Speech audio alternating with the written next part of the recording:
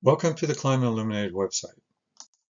We want you to lean in and reason with us. We're going to provide you a lot of information here, and we're not going to tell you what to think. You might actually gain more control over your future, for this is one of the critical issues of our day. Claims are made each week.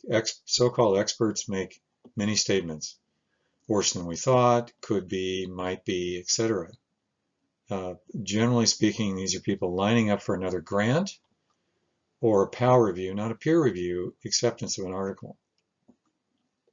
Recent claims includes all things bad. Coal is caused by AGW, anthropogenic or human emitted CO2 causing global warming, hot temperatures by AGW, sea rise accelerating, droughts, floods, all caused by human emissions. So what are the tenets of AGW? CO2 must be a strong driver of climate. CO2 in the atmosphere must be mostly human emissions. CO2 has to be a potent absorber of infrared energy emitted by the Earth's surface. This is important in the energy balance of Earth. Lifetime is well over 100 years of CO2. Once it's in the atmosphere, it stays in the atmosphere for a long time. And the models must work well. And bad science, like the hockey stick, must be true even if it is not. This is a lot to ask. So where are we? Well, the media is obsessed, and so is academia.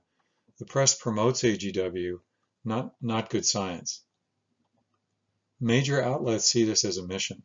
No debate, just polemics. There's very few skeptics that are raised or asked for their opinion. They're generally demonized. Declare deniers not good scientific method. When science should really embrace all skeptics in search for the truth, we're finding something very different here. Progressives are pushing quite hard to take over the energy industry, and science is hardly settled at this point in time. All claims of crisis have been wrong.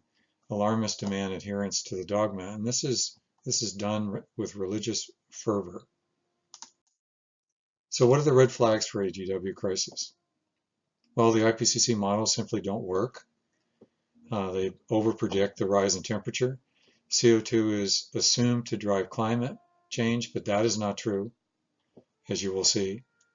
CO2 emitted by humans is a few percent of the total CO2 that exists at any one point in the atmosphere. CO2 lags temperature and the lifetime is less than a year. So all of these add up to the fact that CO2 has a small role to play.